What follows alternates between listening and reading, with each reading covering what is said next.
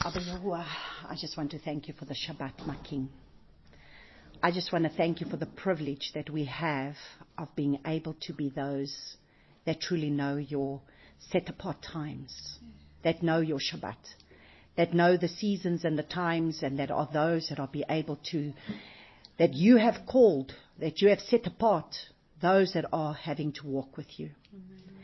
I thank you, ABBA YAH, that truly our hearts long to go deeper with you. Our hearts long to be able to know your ways and to be able to walk in them. Abba, as we are reading through the book of Numbers in these Torah portion readings, more and more we are coming to understand that there are so many ways within us that are so contrary to your ways, and how there are so many things within us that need to be submitted, that need to be surrendered, that need to be able to be stripped from us, so that we may be those who may truly be a conquering people, to conquer nations, to subdue the earth, to be those that will truly return back to the Garden of Eden, to know what it means to truly eat from the tree of life.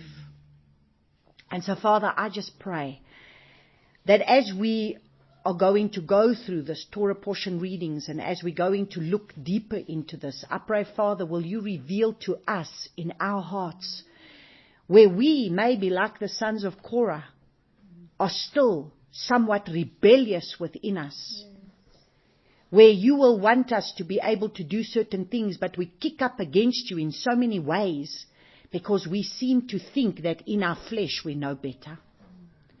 And Father, for so long we have been a people that have eaten from the tree of the knowledge of good and evil, that we do not know what it truly means to be those that are led by your Ruach.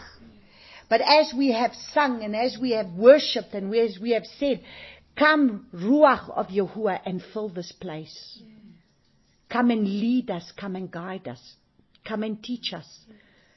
Abba, I thank you that we are so privileged to have your actual Ruach, your breath of life that has been breathed in us, which you breathed in us right in the beginning in the Garden of Eden. You breathed in us, gave us your very essence, your very presence is what is dwelling within us. And if we just were to have the slightest bit of an understanding of that, if we could just meditate on that, and understand that you are looking for a dwelling place. You are looking for a tabernacle in which you can dwell.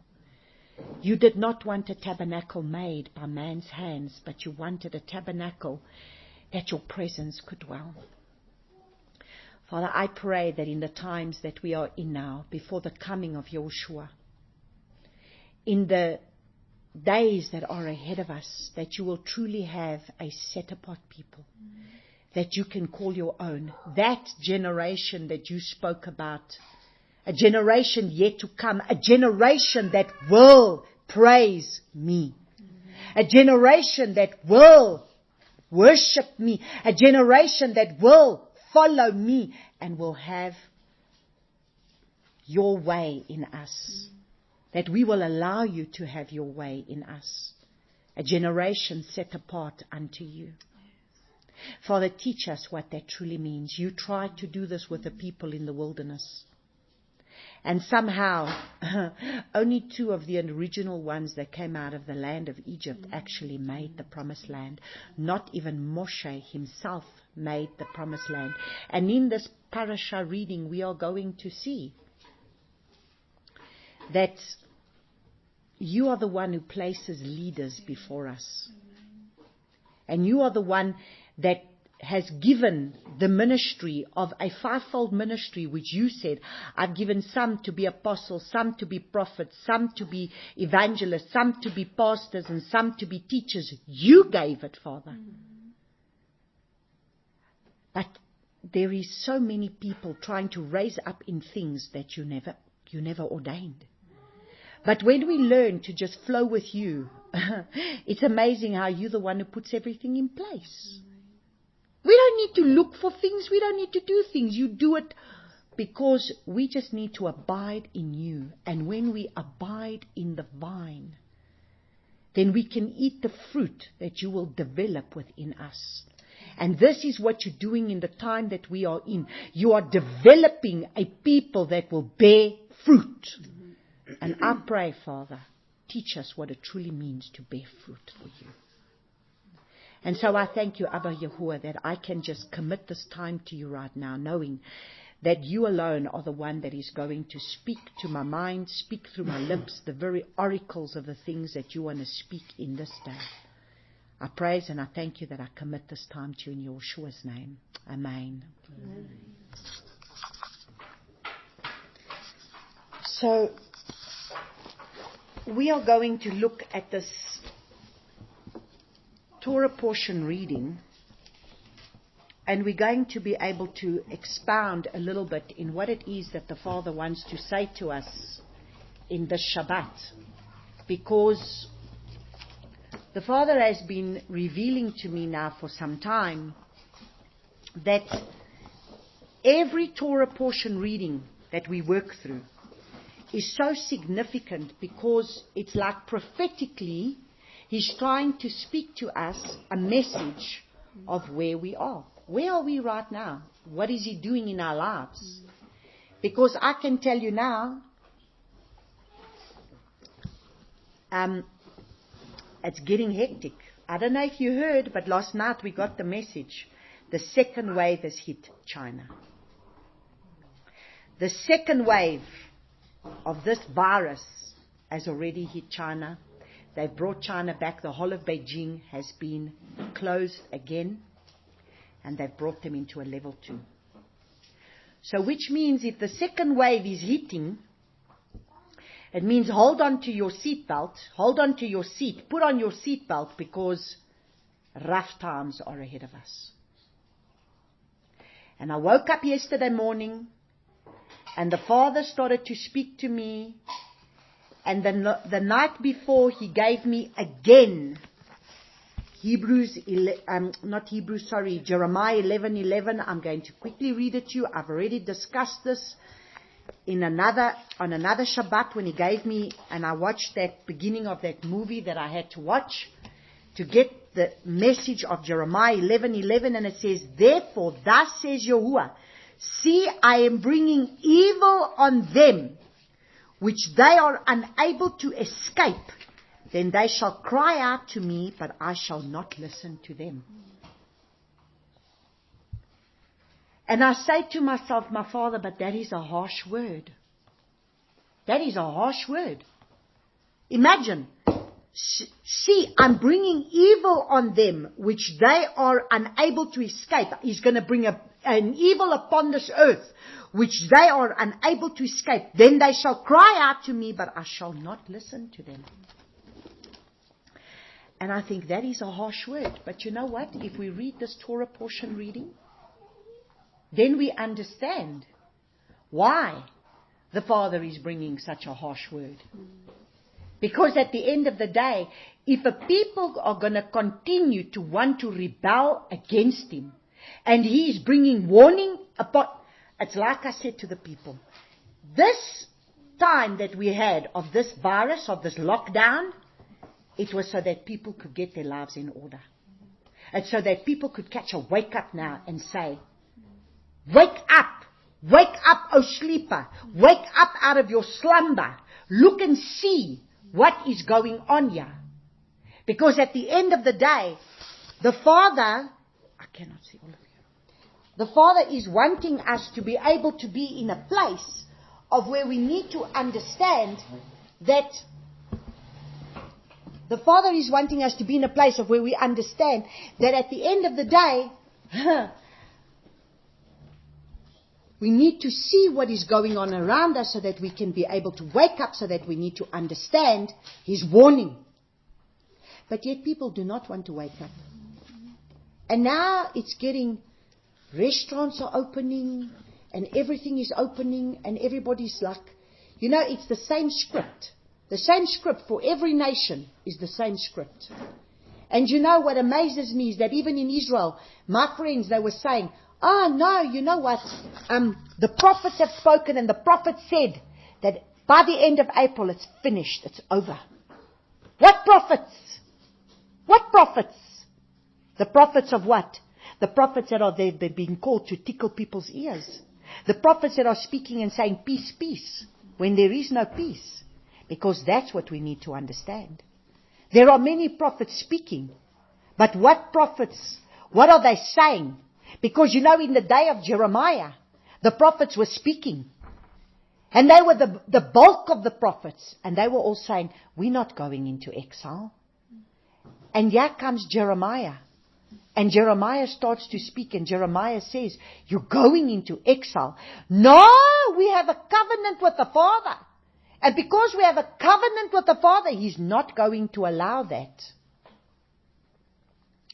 Well, when they looked again, even King Nebuchadnezzar turned around and said to the king, did you not have a prophet in your midst that warned you and told you that you were going to be going into exile into Babylon?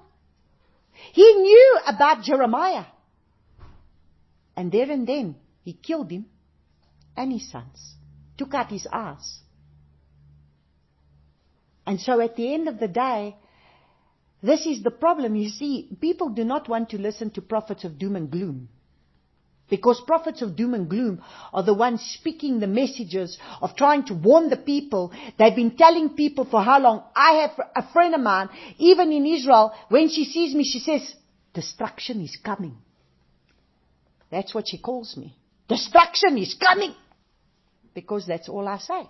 When she says, Natalia, what is the Father saying? I say, destruction is coming. And she has known me now for the last 8 years. And in the last 8 years, that's all I've been telling her. Destruction is coming. Other friends of mine, this is what they've heard me speak. I mean, they have known me since I've been saved. And this is all I've been speaking for almost 20 years. This is what I've been speaking to them. That destruction is coming. And now I see it on my doorstep. And I'm saying, I cannot believe that it's on my doorstep and yet people are still not listening. And I can't believe that people are standing back and saying, no, we don't need to worry about anything because we're going to be raptured out of here. And I say, okay, no problem. If rapture doesn't come, I don't know what you're going to do when you got no food.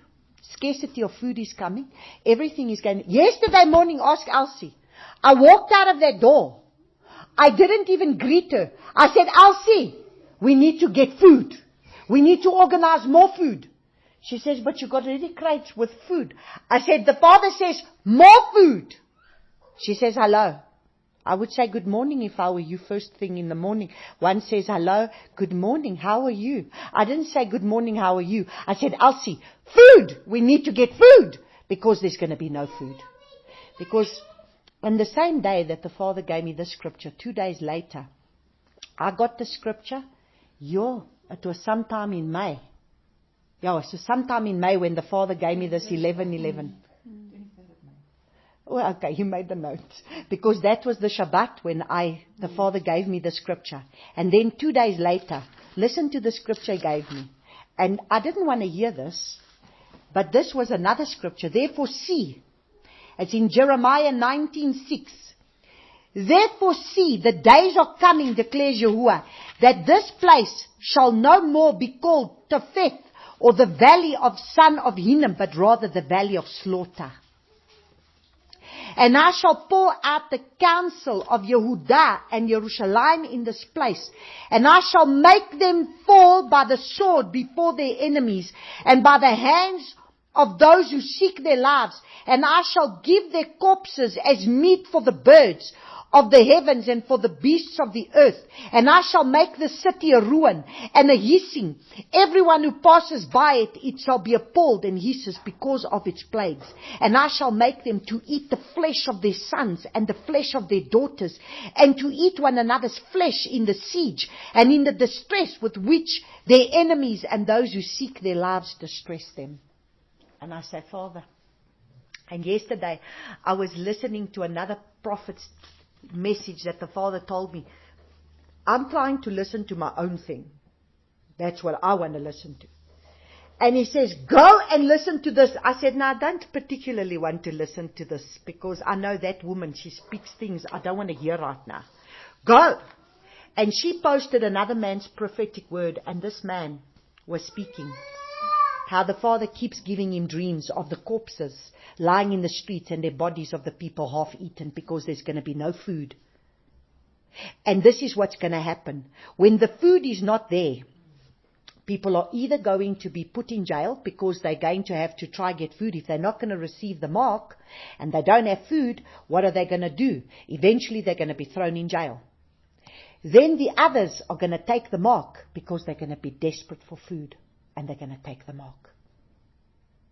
And so the Father is saying, remember, the money is going to be worth nothing. Our money. Remember, it says the silver and gold will be thrown into the streets because money will be worth nothing. Imagine when a loaf of bread is going to cost you a day's wages for a loaf of bread. So if we do not have food already stored up for us, what are we going to do? Food is going to be worth more than the money. So if the Father provides the finances, it's because He needs you to be able to make sure that you gather the food. Be prepared. Because the message is, you must prepare. You must prepare for the days that are ahead of us, because the days ahead of us are getting evil. Yesterday, my whole body, I got goosebumps when I read that. Elsie showed it to me, and it was like late last night, and she says there, the second wave has hit Beijing. I said, Father, because I keep saying, by September, I don't know what's going to happen, but we're going to get the second wave, and when the second wave comes, it's going to be worse than the first. We must understand something. You might think you have freedom, but you don't have freedom. They're giving you this little level 2, level 3. There was Israel. Thought they had freedom. They so quickly went into the freedom that now their cases are rising, and their freedom is being taken from them again. Now they're already being told they have to wear their masks. But they had freedom. So I just believe that the freedom has been taken from us. And they have not brought us this far for us to think that we're going to go back to the way life was before.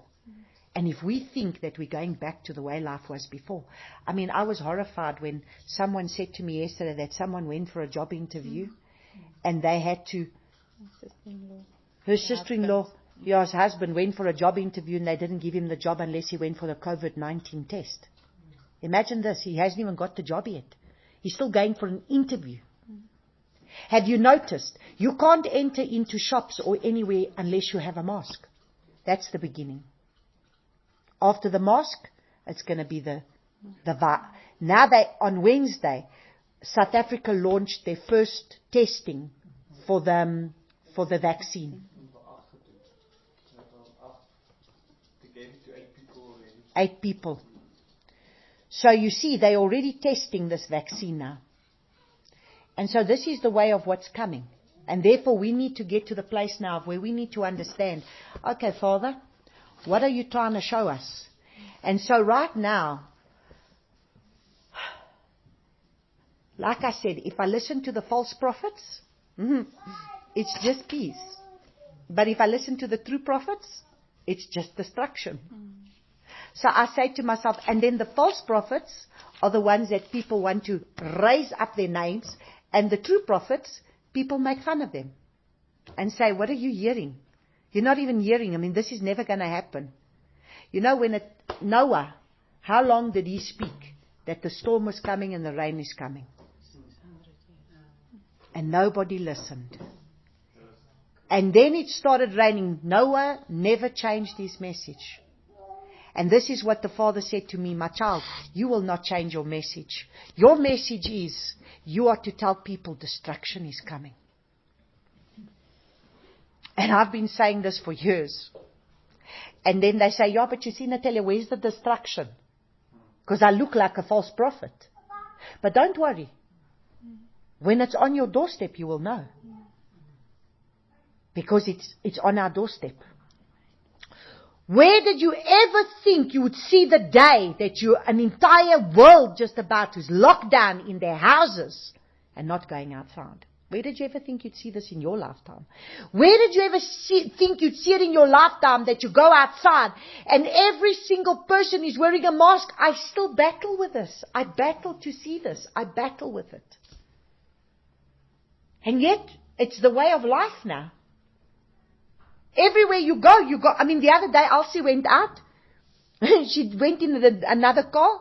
She didn't have her mask. She had to come all the way back to come and fetch her mask. Because she wasn't going to be able to go anywhere without a mask. Now, where did you ever think you'd see this or think this in your lifetime?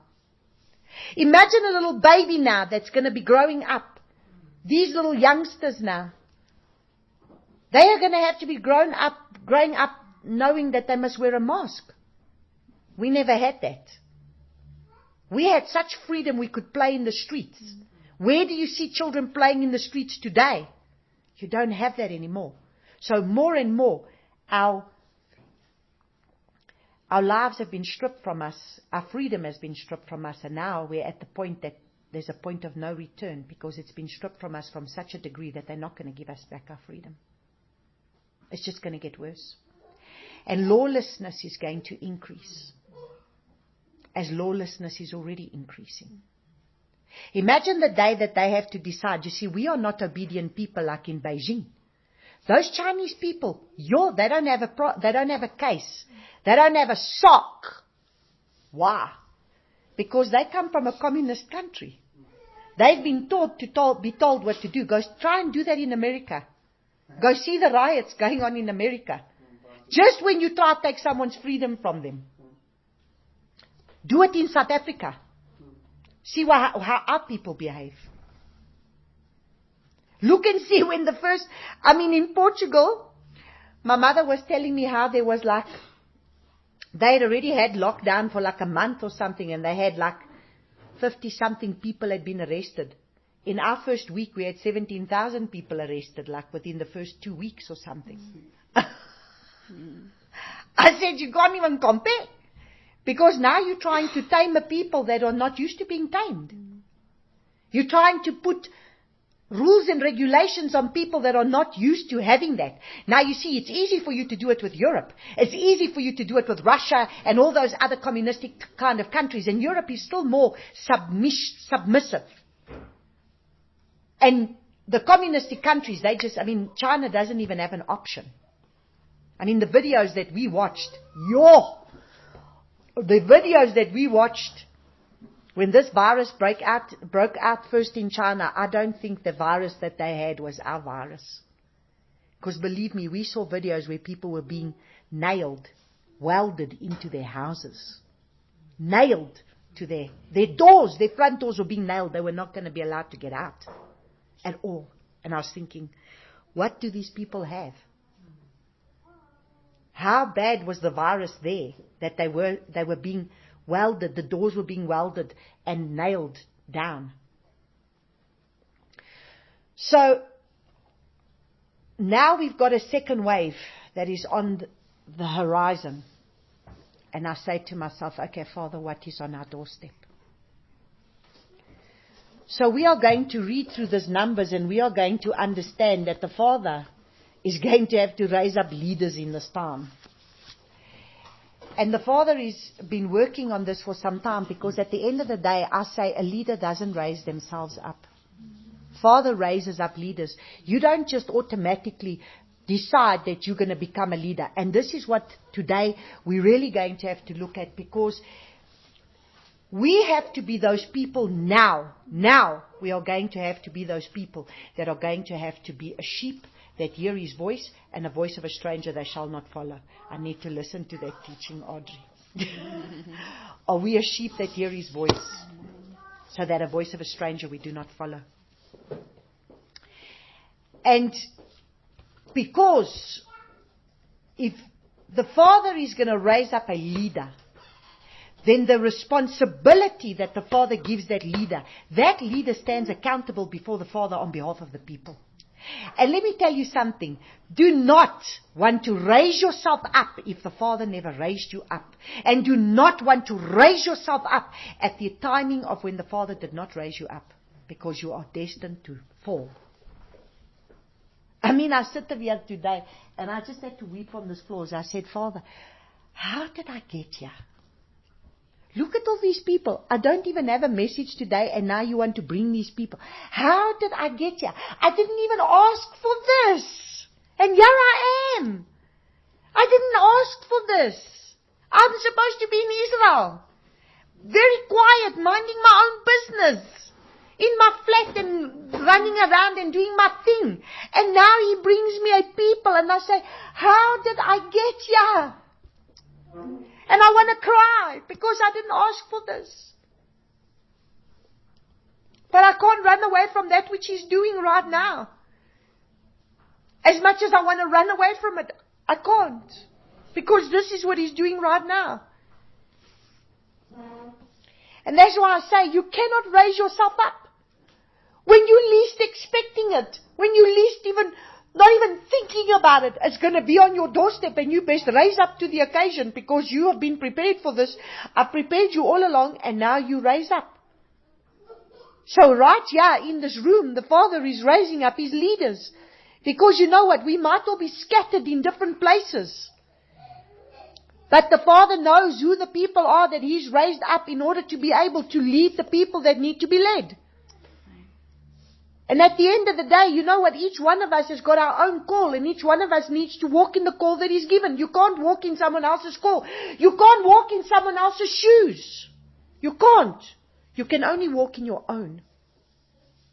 It's bad enough to walk in the one that you've got to walk in, let alone trying to be like someone else. You can't. You just got to be the best of who you are, then second best of someone else. So let us start to read in Numbers chapter 16 from verse 1.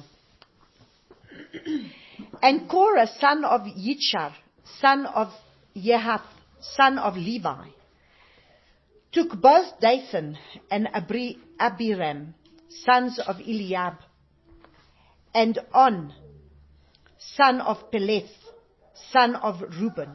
And they rose up before Moshe with some of the children of Israel, 250 leaders of the congregation, called ones of the meeting, men of name. And they assembled against Moshe and against Aaron, and said to them, enough of you, for all the congregation is set apart, all of them, and Yahuwah is in their midst. Why then do you lift up yourselves above the assembly of Yahuwah? Oh my goodness. Have you not heard this before? That you'll be in a place and then people say, yeah, but we are all called. Who made you leader? Who made you the anointed and the appointed of the Father? And this is exactly now what Korah is doing with Moshe and Aaron. And when Moshe heard this, he fell on his face. And this is what people do not understand. Because at the end of the day, you know, it was bad enough for Moshe and the responsibility that was given to him. Can you imagine the responsibility that Moshe had? With all these Israelites and their moaning and their griping and their complaining. And spoke to Korah and all his company, saying, tomorrow morning Yahuwah shall make known who is his and who is set apart, and bring him near to him, and let him bring near to him the one whom he chooses. Do this, take 5 holders, Korah, and all your company, and put fire in them, and put incense in them before Yahuwah tomorrow. And it shall be that the one whom Yahuwah chooses is the set apart one. Enough of you, sons of Levi. And Moshe said to Korah, hear now, you sons of Levi. Is it little to you that Yahuwah of Israel has separated you from the congregation of Israel to bring you near to himself, to perform the service of the dwelling place of Yahuwah, and to stand before the congregation to serve him, and that he has brought you near to himself, you and all your brothers, the sons of Levi, with you, yet you seek the priesthood as well? Because remember, the sons of Levi, they were responsible for doing the work that was in the temple, but it was the priests that were the set apart ones. They were the ones that brought the incense. They were the ones that went, and they were the ones that the high priest was the one that went in to be able to offer, when once a year that he went into the Holy of Holies. And the priests were the ones that were the ones from Cohen. They were the priesthood. But the Levites were the ones that were serving. But now Korah, that were the Levites, they were not happy. They also want to be like Moses and like Aaron. They want to be the ones that are priests. And he says, are you not happy to be where you are? Are you not happy to be called how he's called you? To be able to serve in his temple. Imagine, he's saying to them, you are the Levites.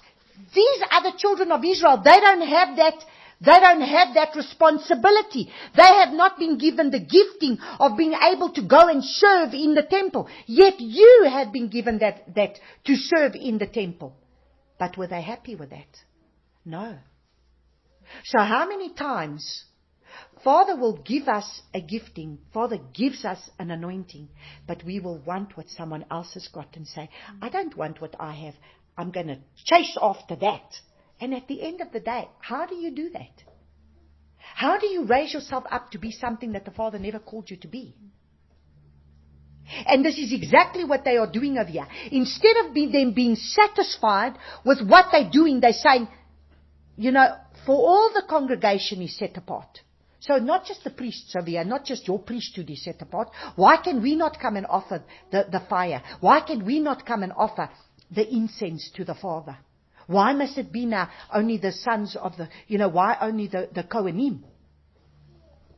Why not us Levites? And this is exactly what we do. We despise that which the Father has put in place. And that is why I'm saying, you know what? Sure.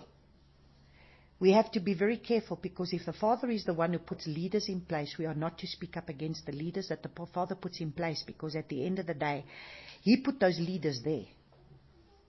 And those leaders will be leaders until such time that He chooses for them to be leaders.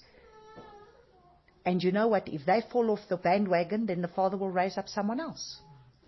Because that's what He does. The Father puts a shepherd there. If the shepherd is going to go astray, the Father will raise up someone else, is it not? If someone doesn't raise up to that occasion, or if someone was there and that person is not going to raise up to the occasion, Father calls someone else. That's just the way it goes. So if you don't want to walk in the fullness of that which the Father gave to you, don't worry, He'll call someone else to do it. He doesn't need you to do it. And so now He tells them, and He says, therefore, you and all your company are set against Yahuwah. So let's read. So He said to them, is it a little thing? All right, we've read that already. And he has brought you near to Himself, and you and all your brothers, the sons of Levi, with you, yet you seek the priesthood as well. So He's saying, you're not happy to just serve in His temple. No, you now want to have the priesthood. Therefore, you and all your company are set against Yahuwah and Aaron. What is he that you grumble against him? Because it was Aaron and his sons that were the ones that were the priests, not the Levites. Father chose Aaron and his sons. They were the priests, but the Levites were not happy. And Moshe sent to call Dathan and Abiram and the sons of Eliab, but they said, we are not coming up. Now the rebellion, even the rebellion comes even worse. Is it little that you have brought us up out of the land flowing with milk and honey, to kill us in the wilderness, that you would also seize total rule over us? So you see, now we complain, and then you still complain against the leader. So you see what I'm saying? Father will put a leader there. The leader is the one that's going to have to lead you to wherever it is that you got to go. And then the people are going to rise up against that leader. And then you turn around and you say to yourself, oh, Father, why did you even put me to do this? I don't even want to do this. Remember, Moses didn't rise up to the occasion either. Even when the Father confronted him, he says, I can't speak, I can't do this, and I can't do that. And he says, but I will give you Aaron then. But you are the one I chose, and you are the one that's going to do this. Even when he didn't want to do it. Because if the Father calls, the Father calls. Also, you have not brought us into the land flowing with milk and honey, nor given us inheritance of fields and vineyards. Would you bore out the eyes of these men? We are not coming up. And Moshe became very displeased and said to Yahuwah, do not respect their offering. I have not taken one donkey from them, nor have I done harm to any of them. Then Moshe said to Korah, tomorrow you and all your company shall be there before Yahuwah, and you and they and Aaron. And take each one his fire holder, and you shall put incense in it. And let each one bring his fire holder before Yahuwah. 250 fire holders, and you and Aaron, each one with his fire holder. So each one took his fire holder and put fire in it and laid incense on it, and stood at the door of the tent of appointment with Moshe and Aaron. And Korah assembled all his congregation against them at the door of the tent of appointment. Then the esteem of Yahuwah appeared to all the congregation. I mean, can you imagine, was the fear of Yahuwah not upon this man? Has he not seen the Father operating as a consuming fire? And this is what I'm saying. Do we have the fear of Yahuwah upon us to be able to understand that when the Father is in something, you are to understand, do not come up against the Father and his ways. Because you will make an enemy of the Father. You do not want to make an enemy of the Father. And Yahuwah spoke to Moshe and to Aaron, saying, separate yourselves from the midst of this congregation and let me consume them in a moment. But look at the hearts. But they fell on their faces and said, O El, allure of the spirits of all flesh, when one man sins, are you wroth with all the congregation? So do you see the call of a priest? The call of a priest is always to stand in the gap in intercession. And this is what they are. They were not just the Levites, they were the priests that would have to stand in the gap on behalf of the sins of the people. And this is what a priest does. A priest will stand and say, Father, forgive them, for they know not what they do. Now they're saying, are you going to destroy all of the congregation? So now only they were being put apart, and they thought, he's going to consume all of us. And he's saying, for the sake of these, are you going to kill the whole congregation? Are we all going to get punished now because of this? And Yahuwah spoke to Moshe, saying, speak to the congregation, saying, move away from around the tents of Korah, Dathan, and Abiram. So Moshe rose up and went to Dathan and Abiram, and the elders of Israel followed him. And he spoke to the congregation, saying, please turn away from the tents of these wrong men. Do not touch whatever belongs to them, lest you be consumed in all their sins. And they moved away from around the tents of Korah, Dathan, and Abiram. And Dathan and Abiram came out and stood at the door of their tents, with their wives and their sons and their little children. And Moshe said, by this you know that Yahuwah has sent me to do all these works, and they are not from my own heart. So you see, a leader whom the Father chooses does not operate out of its own strength unless it goes astray. When a leader goes astray, then they will do things out of their own flesh. But a true leader of ABBA YAH comes on their face before Yahuwah and say, please show me what am I to do. Because they have a love for the people. And that is exactly what Moshe and what Aaron did. Here, when they said, but they fell on their faces and said, O El, allure of the spirits of all flesh, when one man sins, are you wroth with all the congregation? Because he was going to strike them all. And that is what a true leader will do.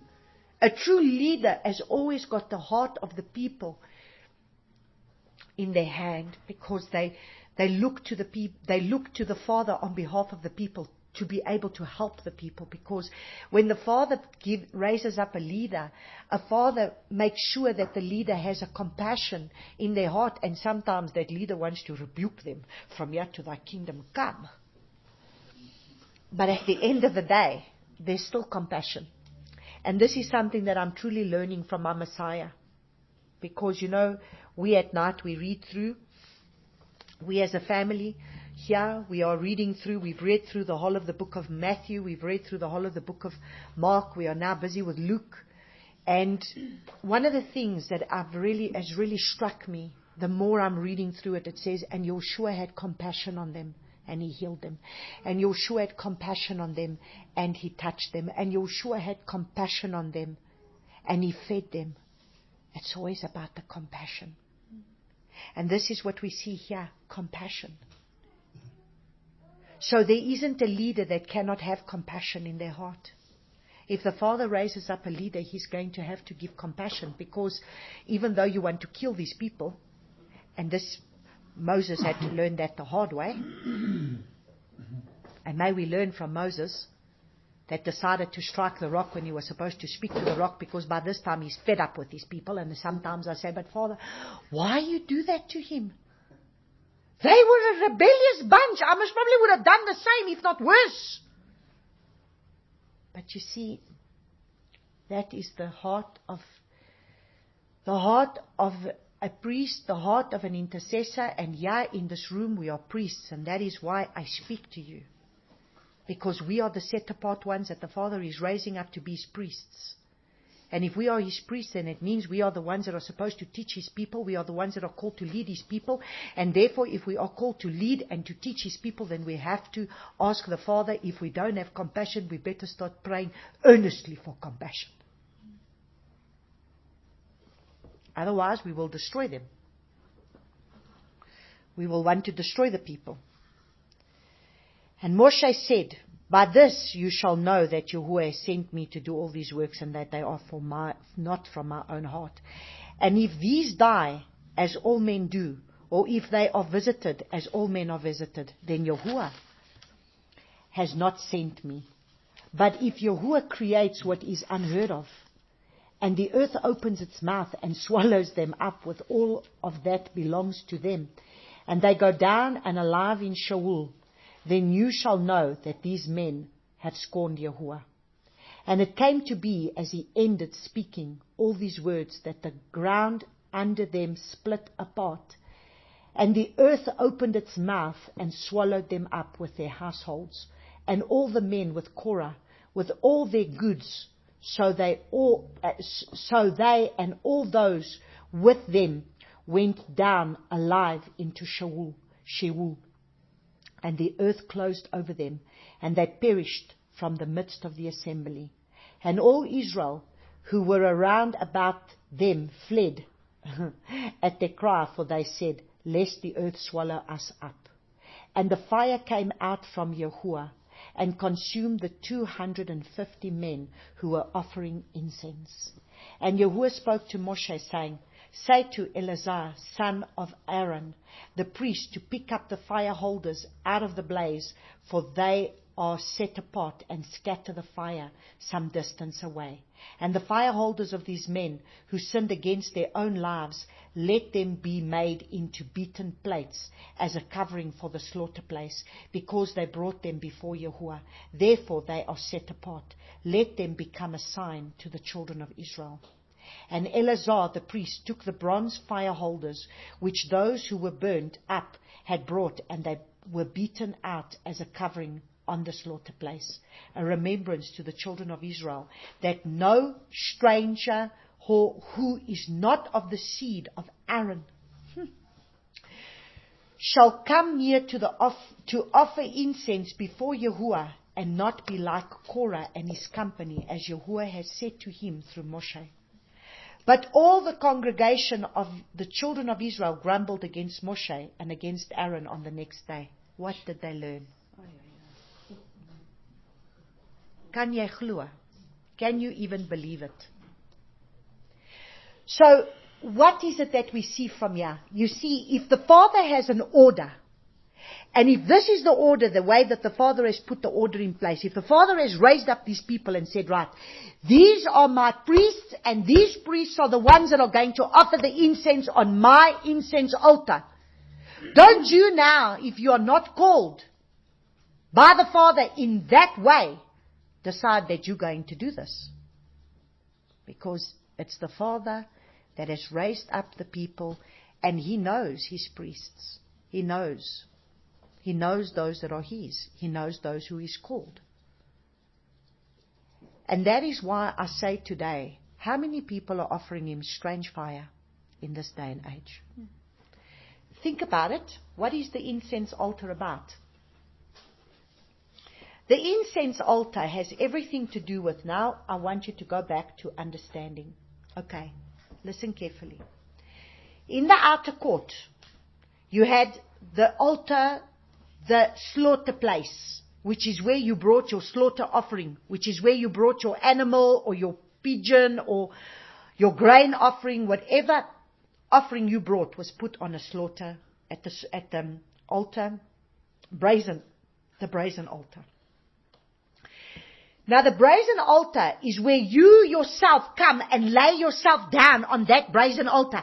Yeshua became the ultimate sacrifice on that brazen altar for us.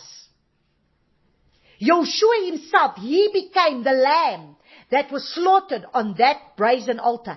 When you go through the outer court, when you go through the door, Yeshua is the door, and the very first piece of furniture that you're going to come to is going to be a brazen altar, which means a sacrifice is going to need to be made. And guess who the sacrifice is today? You. Because you cannot bring the Father any sacrifice of an animal today. So what is that brazen altar about? That brazen altar is where you come and you lay your life down and you say, Abba, I come today. Just as Yeshua lay his life down, I come today and I lay my life down on this brazen altar, and I trust that you will make me a living sacrifice for you. We are to become a living sacrifice for Him. And how do we sacrifice to Him on that brazen altar? Through our intercession, through our prayer. We lay ourselves down, whatever it is that He wants. Your life is not your own. Like I said, on the floor, I'm sitting there crying and I'm saying, I didn't raise up to this. But this is not my will. This is what He wills. And I am to just step into it, walk it out, because this is what He wants. It's not what I want. If I had my way, I wasn't even supposed to be here. And I was going to fly a few days before, and I was going to be in Israel, and I would have been, right now, I would have most probably been in Portugal right now, because from Italy I was going on my way to Portugal. So right now, I would have actually been in Portugal. We already had our air tickets already booked for Portugal too. So that's where I was going to be right now. But where am I? Where He wants. Your life is not your own. When are we going to get to that place where we realize our life is not our own? And the more you give up, the more you go up. Like when someone will say to me, wow, Natalia, sure. What do you do? What did you do to get the anointing? Or that I can just get that anointing. I say, excuse me? What anointing? Anointing comes with a price. For you to be able to be that menorah, you must be beaten. The menorah is not going to shine light unless it first becomes the menorah. And for it to become the menorah, it's made of pure gold. And pure gold has to go through fire so that it can bring that oil that is in it to be able to shine the light. You cannot shine light unless you've been beaten and made into the menorah that needs to shine the light. So you're going to have to go through your brazen altar. You're not going to be able to have any light if you haven't gone to that brazen altar first. So first you've got to go through to the brazen altar. But you know what's interesting? Then the priest takes those coals. Listen carefully. The Father takes those coals when you lay your life down as that sacrifice. He then takes those coals and goes and puts them to light the fire of the incense burning. So how was these sons of Korah now going to bring their own fire if that fire that is burnt on the altar of incense is the coals that comes from the brazen altar? Those coals get taken out of them, they get put in the altar of incense. So guess what? When you become the living sacrifice for the Father, then your life becomes a sweet-smelling aroma to the Father, because your life becomes those coals that lights that incense burner, that becomes that sweet smelling incense to the Father.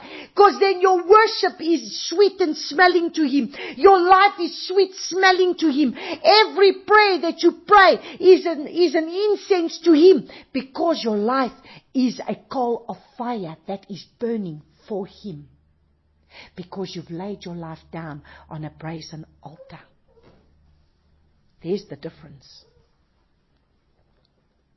But if you're not willing to lay your life down on the brazen altar, how can you take those coals? You have to become that brazen coal of fire that needs to burn. So that when you become that sweet smelling aroma to the Father of that fire that's now burning, because you are the coal that's now burning in that altar of incense, as you start to worship Him in your worship, as you start to praise Him, as you start to pray, everything about your life, you're a coal that is burning for Him. And therefore everything, your prayers become a sweet smelling in His ears. Everything. And then He carries you. And He brings you into the Holy of Holies, where you then dwell in His presence. Because then you can become a vessel that carries the glory. How do we expect to carry the glory, lest we first have to be a coal of fire that needs to burn, that comes from a brazen altar? But you see, they didn't want that. They wanted to get it through another way. And this is the thing. We need to understand. There's a lot of strange fire being offered. Just like Korah spoke yesterday. And he said, we need to offer the Father sacrifice of praise. We need to offer Him praises. Even in the midst of the greatest storm, we need to praise Him. We need to worship Him. Because it's in that praising and in that worshiping that He is exalted above our circumstances. And that is what He's requiring of us. But you see, so many times, we don't want to do that. We don't want to praise Him in the midst of the circumstances. We want to be like them. We want to complain. And then we want to raise ourselves up when it's not time. And we want to speak against the leaders, and we want the anointing that this one has got and that one has got, because I'm not satisfied with what He's giving me. And this is why the Father is saying, we now need to look within our hearts.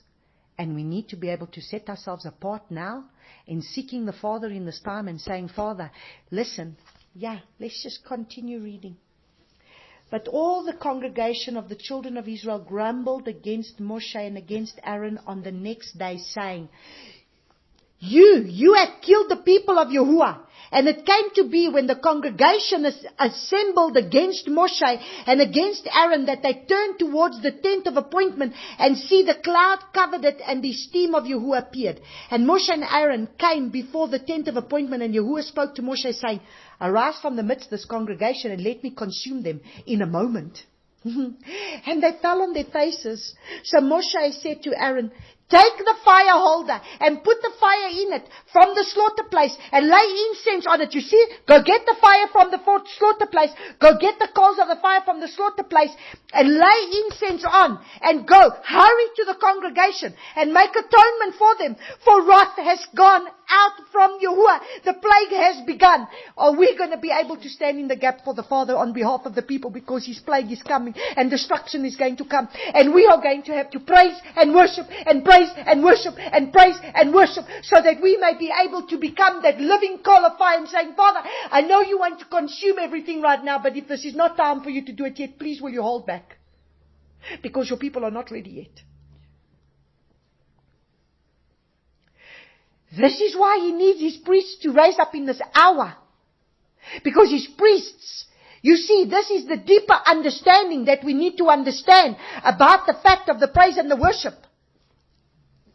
Understand what was going on over here. When they started to grumble, when they started to complain, He said, quickly, go and get that incense. Go and start praying. Get that incense. Go to the brazen altar. Get the coals. Bring it. Put it in the incense altar. And listen.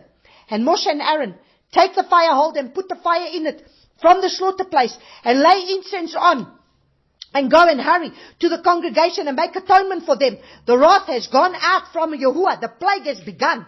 And Aaron took it as Moshe commanded and ran into the midst of the assembly and saw that the plague had begun among the people. And he laid on the incense. And he laid on the incense and made atonement for the people and stood between the dead and the living. And the plague was stopped. Do you see the responsibility before us today?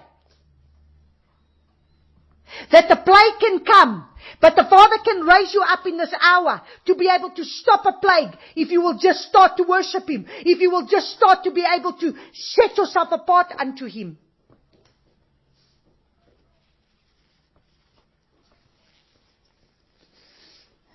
And those who died in the plague were 14,700 besides those who died on account of Korah.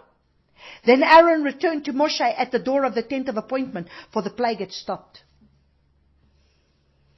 Do you see what the griping, the moaning and the complaining does before the Father? And now do you understand? When you hear people like that, let this be a lesson for you today. Let this be a lesson if you are a leader and if the Father has put a leadership within you. When you start to hear the griping and the moaning and the complaining taking place, the first thing that you're going to have to start to do is you go on your face and you start to intercede. And that's what Yeshua did when He said, Father, forgive them, for they know not what they do. When they had just crucified Him, He stood in the gap. And so there's going to come a time that there's going to be able to be those that the Father is going to be able to bring across our path and all of this, because I don't know what's going to happen in the next month, in the next 2 months, in the next 3 months, in the next year, 2 years. We don't know what's going to happen. But we are going to have to understand that we are going to have to stand in the gap. That plague could be on our doorstep. That plague could be coming. But we are going to have to stand and we are going to have to worship the Father. Like I spoke yesterday and I said, I know of a woman, Mama Walangi. She's one of the most powerful spiritual warfare and deliverance ministers in Africa. And they were in Congo and the rebels were outside and they were going to outside their compound. And they were going to come in and they were going to attack. And Mama Olangi said, come quickly now. Gather all of you. Go on your knees. Let's start to worship. They started to worship the Father. They started worshiping. They started praising and worshiping the Father.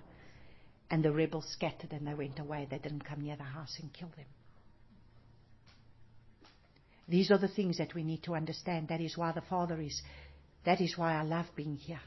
Because the praise and the worship, that is why even if I work at my sewing machine, wherever I am, I will always have praise. I am a worshipper before I'm anything else. I worship before I do anything. From worship comes forth what the Father's got to do. And even in 2018, the end of 2018, it was in the January, I had got so sick. It was before we came back.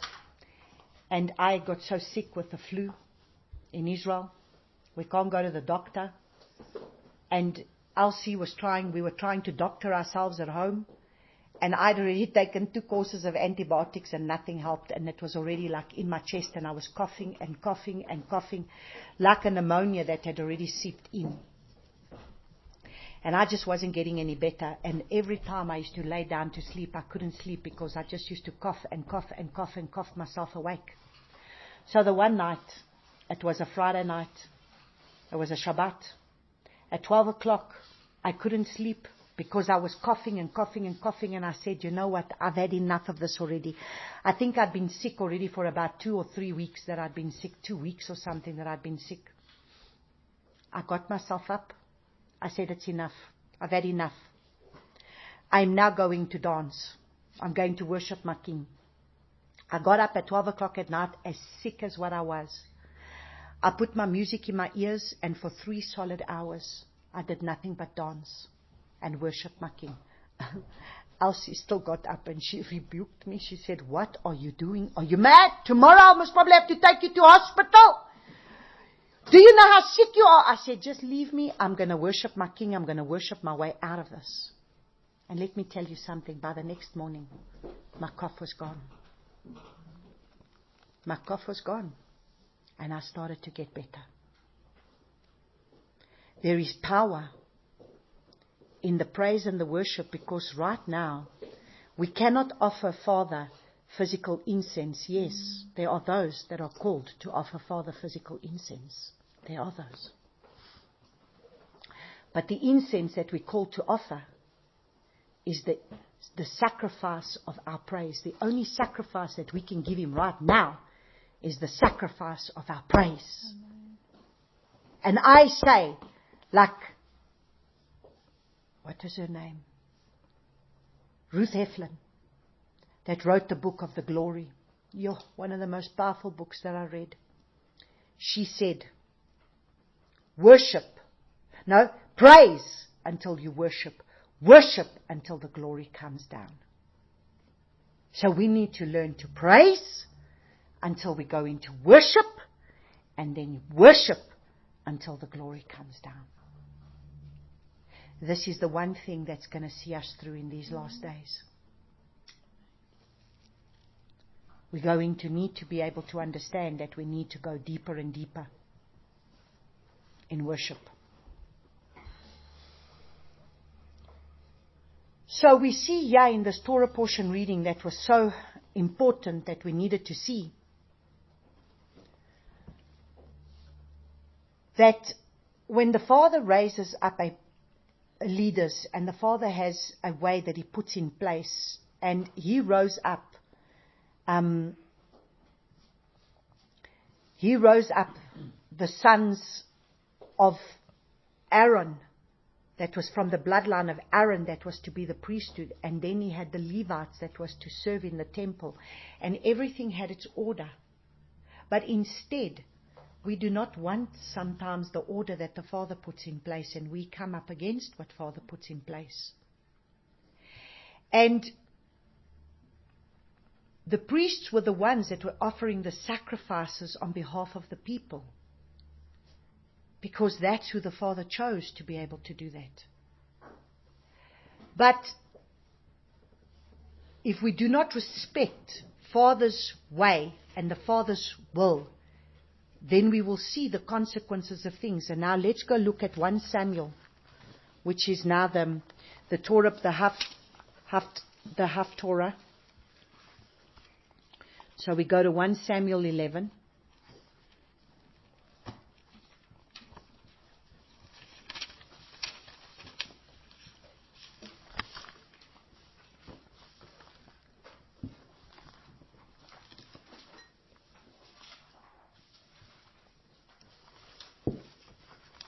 You know, the whole time that I was reading that, there was something that came to my mind that I just want to discuss with you as well, because the whole time when it was the 200 and something of them that rose up, isn't it interesting? Their entire family was destroyed. Mm-hmm. And their belongings. The entire family plus their belongings was destroyed. So did the Father spare the children? No. And say, well, you know what? The wife wasn't to blame. The children wasn't to blame. It was Korah that was to blame. It was Dathan that was to blame. They were to blame. Let's kill them.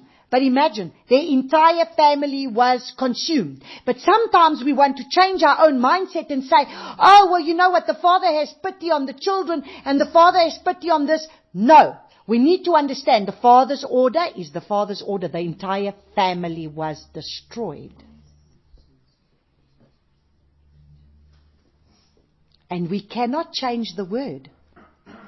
When the Father consumed when the Father said to Samuel to kill all the Amalekites, He said women, children, and animals, everything was to be destroyed.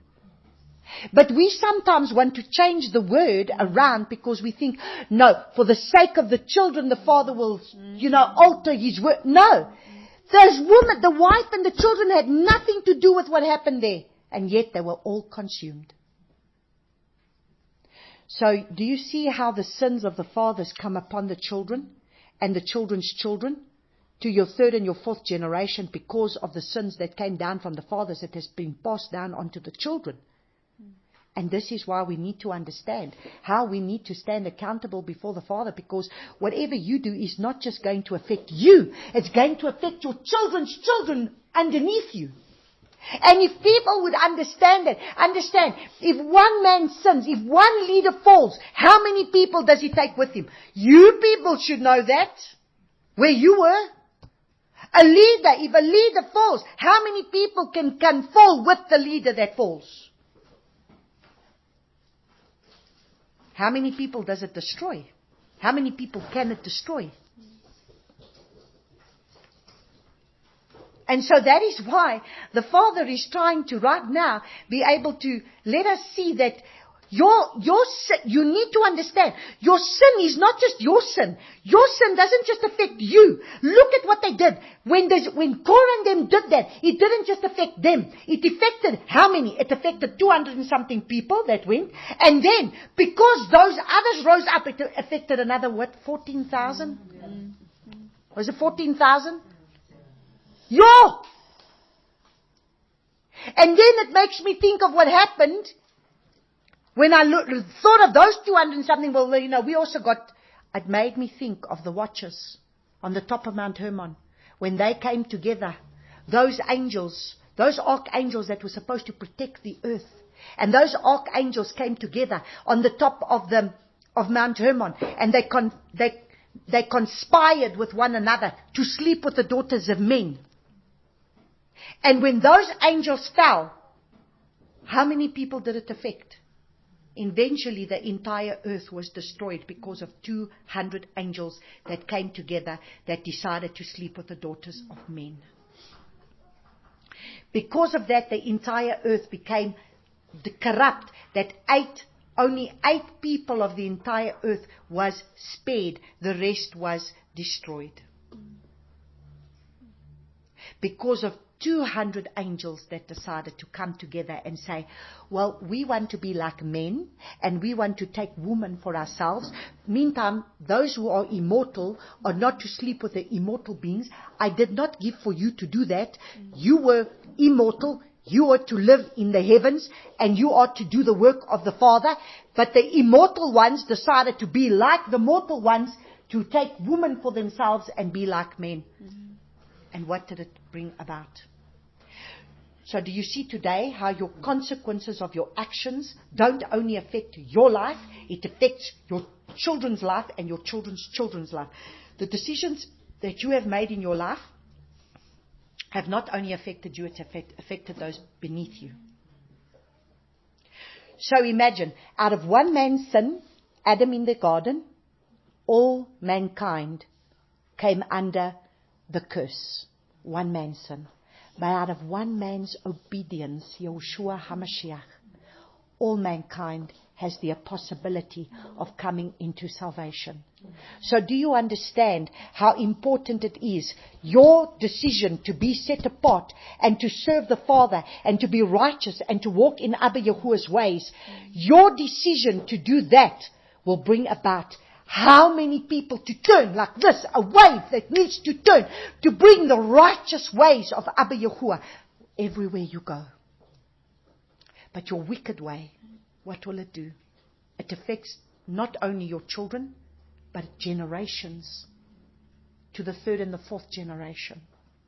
I think if we were to think about that, I think this is very deep. Even I am sitting over here getting a slap that I'm thinking, sure.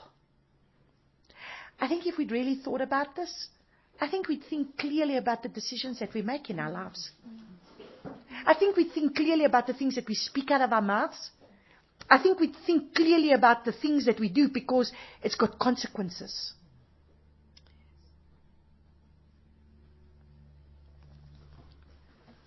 So let's go read now in 1 Samuel 11.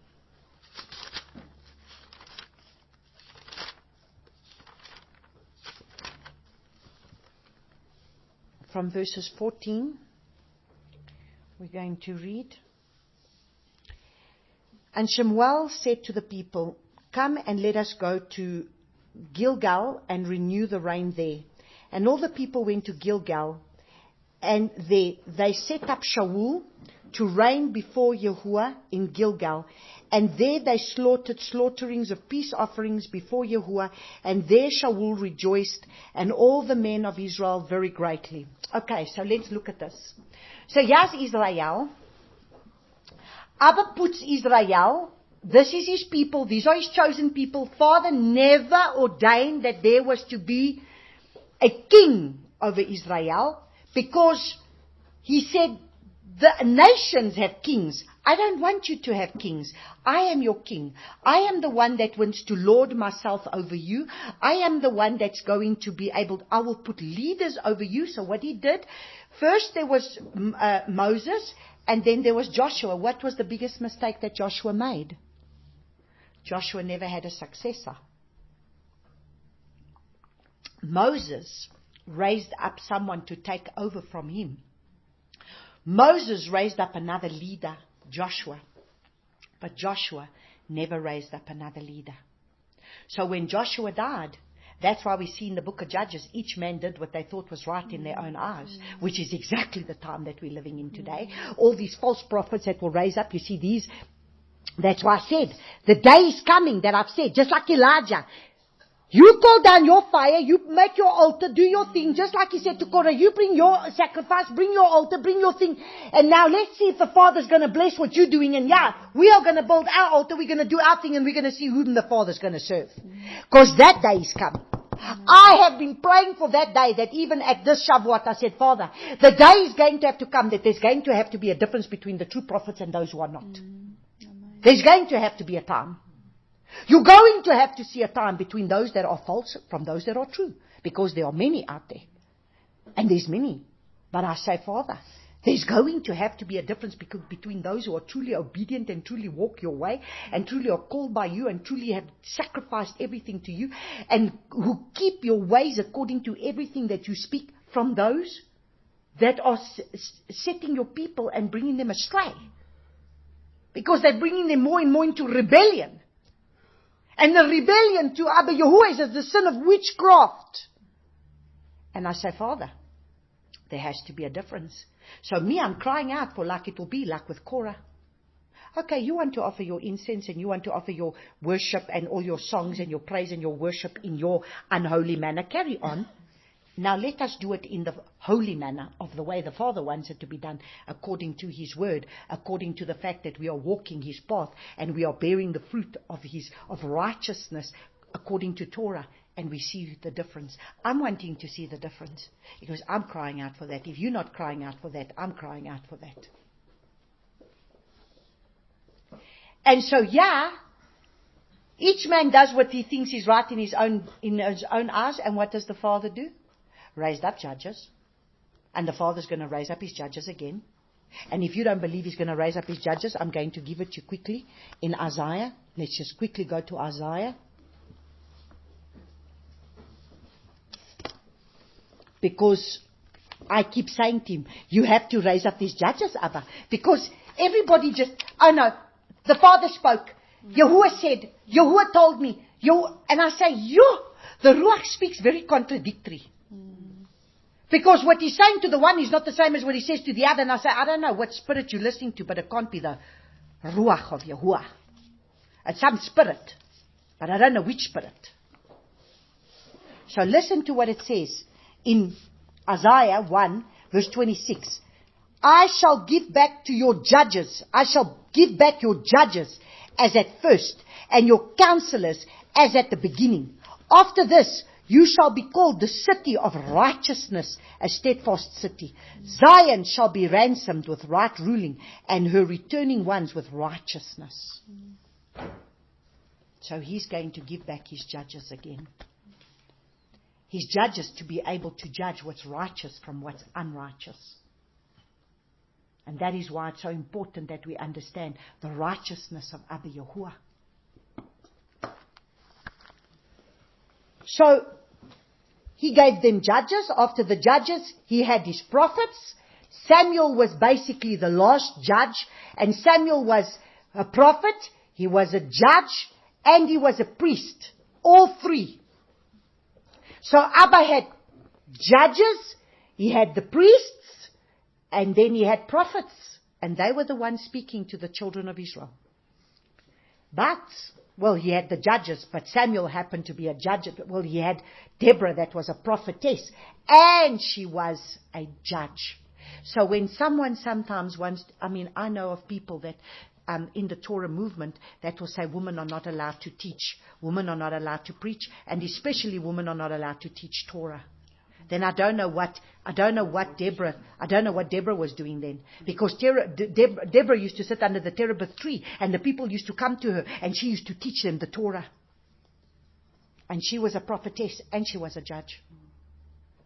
But yet, in the Torah movement, you got those, it comes from the pharisaical spirit, from the rabbis that want to put men down. And that's why in the time of Joshua, he was raising them up when they were trying to silence them and put them aside.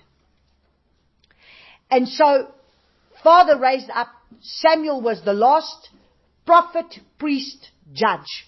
And then Israel started crying, and they wanted a king. And Samuel was not happy. Not at all. Because the father said, if this is what they want, I'm going to give them what they want. So let's listen to what Samuel does. And Samuel said to the house of Israel from chapter 12, 1 Samuel 12 verse 1. And Shemuel said to all Israel, look, I have listened to your voice in all that you said to me, and have set a sovereign over you. And now look, the sovereign is walking before you, and I am old and grey. And look, my sons are with you, and I have walked before you from my youth, so to this day. Look, here I am, witness against me before Yahuwah and before his anointed. Whose ox have I taken, or whose donkey have I taken, or whom have I oppressed? Whom have I abused? Or from whose hand have I received any bribe with which to blind my eyes? Then I restore it to you. And they said, you have not oppressed us or abused us, nor have you taken any bribe from anyone's hand. So he said to them, Yahuwah is witness against you, and his anointed is witness today, that you have found naught in my hand. And they said, he is witness. Now listen, Shemuel said to the people, it is Yahuwah who appointed Moshe and Aaron. Did he not appear in the burning bush to Moshe? And did he not say to Moshe, I send you your brother Aaron, he will speak for you, because you say you cannot speak. So he appointed Moshe, he appointed Aaron, and they both came from the house of Levi. They were both Levites, and they were then Cohens, because they were the Kohanim, they were the high priests. Whom brought your fathers up from the land of Mitzrayim, and now stand still, so that I judge you before Yahuwah concerning all the righteous acts of Yahuwah which he did to you and your fathers. When Yaakov had come to Mitzrayim and your fathers cried out to Yahuwah, then Yahuwah sent Moshe and Aaron, who brought your fathers out of Mitzrayim and made them dwell in this place. But they forgot Yahuwah the Elohah. So he sold them into the land of Sisera, commander of the army of Hatzor, and into the hand of the Philistines, into the hand of the sovereigns of Moab, and they fought against them. And they cried out to Yahuwah and said, we have sinned because we have forsaken Yahuwah and served the Baals and the Ashtaroth. And now deliver us from the hand of our enemies, and we serve you. You see, they always tell him, please deliver us and we'll serve you. You see, they worshipped him with their lips, but their hearts never did what he wanted them to do. And Yahuwah said to Jerubbaal and Bedan and Yiftah and Shemuel, and delivered you out of the hand of your enemies round about, and you dwelt in safety. And when you saw the Nahash, sovereign of the children of Ammon, come against you, you said to me, no, but let a sovereign reign over us, when Yahuwah your Elohah was your sovereign. And now, here is the sovereign whom you have chosen and whom you have asked. And see, Yahuwah has set a sovereign over you. But listen to what he says to the sovereign.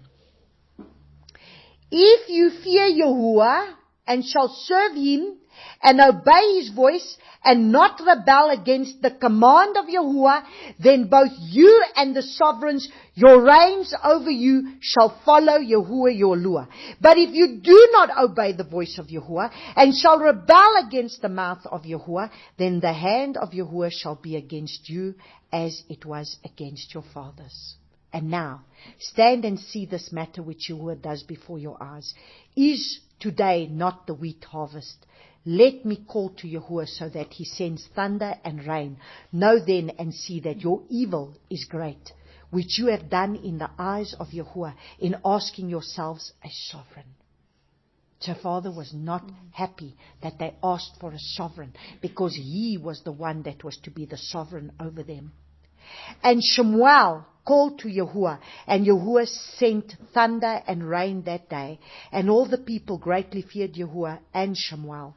And all the people said to Shemuel, pray for your servants to Yahuwah, your Lua, that we do not die. For we have added to our sins this evil for asking for ourselves a sovereign. And Shemuel said to the people, do not fear. You have done all this evil. Only do not turn aside from following Yahuwah, and you shall serve Yahuwah with all your heart. And do not turn aside after worthless matters which do not profit or deliver, for they are worthless. For Yahuwah would not cast away his people for his great name's sake, seeing it has pleased Yahuwah to make you his people. Also, as for me, far be it from me that I should sin against Yahuwah in ceasing to pray for you, but I shall teach you the good and the straight way. So you see, what is a leader caused to do? What did Shemuel do? Shemuel's words never fell to the ground. Shemuel taught the people the ways of Yahuwah. Only fear Yahuwah, and you shall serve him in truth with all your heart. For consider what marvels he has done for you. But if you persist in doing evil, both you and your sovereign are consumed. Did he consume Shaul? Why? Because Shaul did not obey the voice of Yahuwah. When Yahuwah said to him, go and kill the Amalekites, he did not do that. But already before that, he said, you are to wait for Samuel to come, and then you are to go to battle. He did not wait, and he went against Samuel's orders. That was the first time he did it. And then the second time, Samuel said to him, you will kill all the Amalekites, you will kill all the women, the children, the animals, everything. He kept the best animals for sacrifices. He rebelled against the Father's voice. And that day, he was stripped from his kingship. And then the Father rose up another King David. And King David was righteous before ABBA YAH because he did everything that the Father commanded him to do. Even though he fell with Bathsheba, he was still faithful to ABBA YAH, and he was repentant. And so at the end of the day, we see here in this Torah portion reading, everything that we have read today about this Torah portion reading is about the fact that ABBA YAH is the one who wants to have a dwelling place. He wants a temple in which to dwell, so that we can be those priests that can be able to offer the sacrifices on behalf of ABBA YAH for the sins of the people. He wants us to be able to offer him the right worship. The highest form of worship is obedience. Please write that down. That was given to me one night after I had worshipped the Father for 5 hours throughout the night, and I was feeling so good about myself, and I went to bed, and that morning I had just worshipped throughout the night for about 5 hours, and I was feeling so good about myself because I'd done something, You really feel like, sure, you've really done something. So I think I went to bed at about 6 o'clock, and then I slept until about 8. And then when I woke up, I heard these words in my ears. Natalia, what is the highest form of worship? I thought, Father, what do you mean? What is the highest form of worship? And I said, I was feeling so proud because I just worshipped 5 hours in the night. And he says the highest form of worship is obedience. And Yahushua himself learned obedience through his suffering.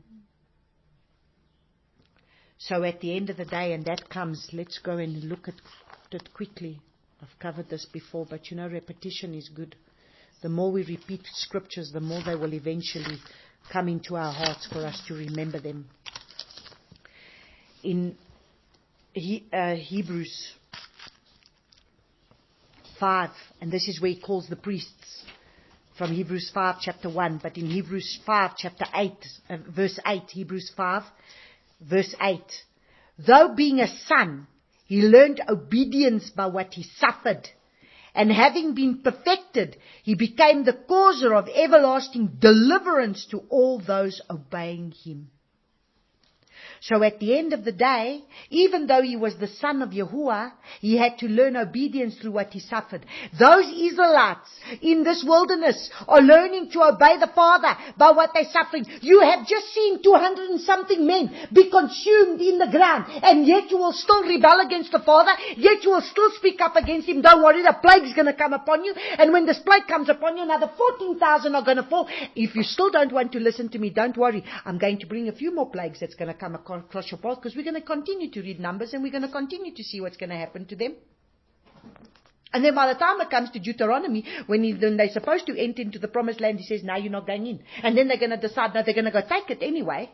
And then what's going to happen to them? They're going to be taken out by the enemy. So we are to understand that we are in this wilderness, and in this wilderness we are going to be able to learn to worship the Father through our obedience. The highest form of worship that you can possibly offer the Father is the obedience of your heart. Then, when you become obedient to Him, your whole life becomes a worship unto Him that becomes a sweet-smelling aroma to Him. You become that brazen altar that is ablaze for Him. You become that coal of fire. And then your life becomes that coal of fire that is burning, that's constantly offering sweet-smelling incense to the Father in the obedience that you are offering Him through your life.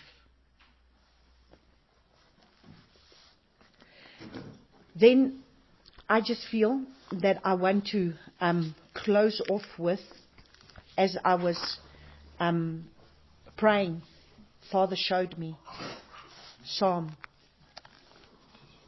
24.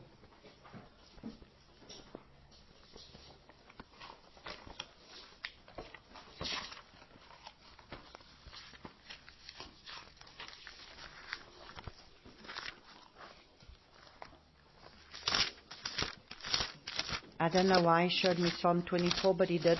So we're going to read it, and I'm sure he's going to speak to whatever it is that we need to understand.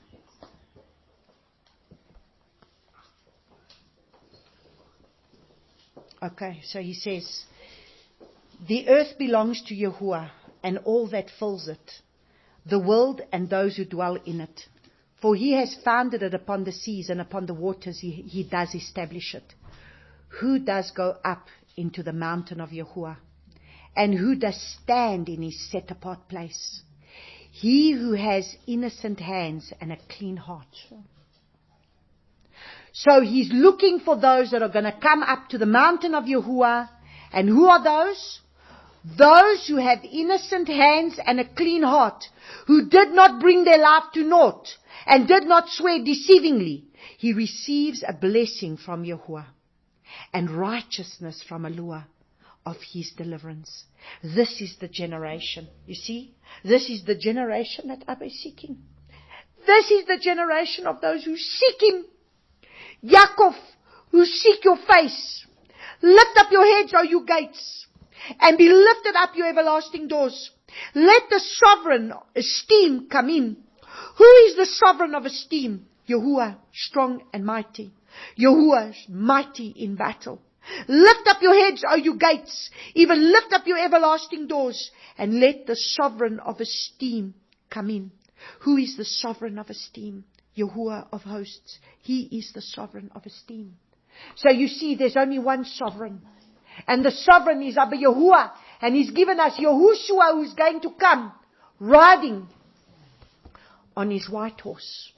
And He's going to come and He's going to judge the nations of the world. And who is He going to gather onto His set apart mountain? Who are those that He's going to gather? Who are those that He's going to gather to His set apart place? He who has clean hands and a pure heart and a clean heart, innocent hands and a clean heart, who did not bring his life to naught and did not swear deceivingly. He receives a blessing from Yahuwah and righteousness from Eloah and His deliverance. Father's just telling me I need to read this to you. Okay, so if he turns around and he says, those with, he who has innocent hands and a clean heart. So those innocent hands, it's, and a pure heart. A clean heart is the pure heart. So it's the same as blessed are the pure in heart in the Beatitudes. In Matthew 5, let's just quickly go look at Matthew 5. Because, it's telling you who are those that, and who does stand in the set apart place. He who has innocent hands and a clean heart. Okay, so that clean heart is the same as a pure heart. So if we go look at Matthew chapter 15, who are the ones that are going to see the Father? Let's quickly go to Matthew 5, the Beatitudes. Now remember what he says? He reads the Beatitudes and he says, blessed are the clean in heart, because they shall see Eloah. Okay, so that clean in heart is pure in heart. So that word the other word for pure, the other word for clean is pure. So look at what he says. Blessed are the pure in heart, because they shall see Eloah. So we want to see ABBA YAH. We want to be able to see Him face to face. So for you to see Him, it must be those that are pure in heart. That word pure is the word in the Greek that's katharos, and that means clean. You see, we read clean, those are clean of heart, pure, physically purified by fire. Like a vine cleansed by pruning, and so fitted to bear fruit. So do you see why did the Father want me to go and look at this? Because what is He saying? He's saying that we need to bear the fruit. Because He's saying, I'm going to test your fruit in this time. And He says from now until the next feast, because the feast that's going to come you've got first Yom Teruah, I'm giving you Yom Teruah, I'm giving you Yom Kippur to do the repentance for you to get to Sukkot, because that's the fruit harvest. So who are the pure in heart that are going to see me? Those that have clean, pure, physically purified by fire, like a vine cleansed by pruning, so fitted to bear fruit. In a Levitical sense, no uncleanness, free from corrupt desires, free from sin and guilt, free from every mixture of what is false. Now do you see why we're returning back to eating from the tree of the knowledge, from the tree of life, and not eating from the tree of knowledge of good and evil? Because He's looking for a Psalm 24 people. Look how He's tying this all together. Blameless, innocent, sincere, and genuine. I read it again. Pure. So who are those that are going to see ABBA YAH? Who are those that are going to return to His holy mountain? Who are those that He's spoken of? Those that truly seek me, that will have clean hands and a pure heart. Well, that will be a clean heart. They are the clean, the pure, purified by fire, which means they will allow themselves to go into the brazen altar and be purified by fire, which is what we received at Shavuot, the fire to purify us. Like a vine, cleansed by pruning, and so fitted to bear fruit. So we need to be those that need to bear the fruit. That is why the Father has got me doing this whole teaching on the eating from the tree of life. And that's why as I go deeper into this message that the Father's got me doing, I'm going to look deeper into this bearing fruit and why is He going to prune us. in a Levitical sense, no uncleanness. We need to be free from corrupt desire from sin and guilt. We need to be free from every mixture of what is false. So we cannot be offering him strange fire. Because if we have mixed seed in us of these mixed religions, then we are offering him strange fire. No mixture of what is false. We are blameless. We are innocent. We are sincere. And we are genuine. These are the people that are being released, that are his priests.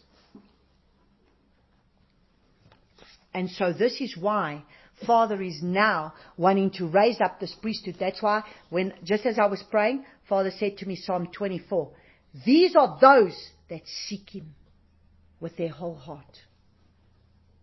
But their heart has been purified. And a heart that has been purified, they will see ABBA YAH. And they will be those that will come onto his holy mountain, because they are the 144,000 that will be put on Mount Zion, that comes with Yeshua when he comes. Because what is the rest of the psalm talking about? The rest of the psalm says, open your gate, open your gates, open your doors, O you gates, and let the sovereign of Yahuwah come in. Who is the sovereign of Yahuwah? Mighty. He is mighty. So there's only one sovereign, ABBA YAH, and he's given us Yeshua Mashiach, who is the one who is going to come. Amen? So, Abba, we just want to thank you for this word, my King, and I thank you that we will be these people spoken of in Psalm 24. Teach us, Father, to be able to prune this vine, Father, this vine. You are the vine. You say, I am the vine, you are the branches. And my Father is the vine dresser. And you are going to prune every branch that does not bear fruit. So, Father, I pray that in this time that we're in, like I've been speaking, Father, that we will truly be those that will bear fruit. Father, I pray that the fruit that is there, that is still wicked and is still evil, and we're still not listening and we're still not hearing what you say, Father, make us so in tune with your ruach, that we can hear your ruach. Father, please forgive us for where we behave just like the sons of Korah. Forgive us for where we've behaved just like these Israelites, that we keep rebelling, and we do not conform, and we do not listen to you, we do not fear you. And where our decisions have cost us so dearly, and where our children have reaped from the decisions that we have made that have not been in your way and in your will. And Father, I ask you today to please forgive us. But Father, I truly pray that now is a time, now is an hour, that you are going to be able to help us, Abba Yahuwah, to be able to prune us in this time. As now is a time of when we are in this winter time. The trees are not bearing fruit, but you can prune some of these trees away. You can cut them away, and where the people are, where it's this wonderful summertime, the trees are getting ready to be able to bear fruit. Father, I pray that no matter where we are in our lives, that you will prune us as we truly are still in this wilderness. No one has entered into any promised land. Everybody's in the wilderness. But we want to be those that can return back to the Garden of Eden, to be able to eat from the tree of life that gives the vitality, the richness, the overflowing that we need to be operating in, that water that just keeps overflowing, that will never run dry, the well that will never run dry. Amen. And that fruit that will sustain us and give us everything that we need.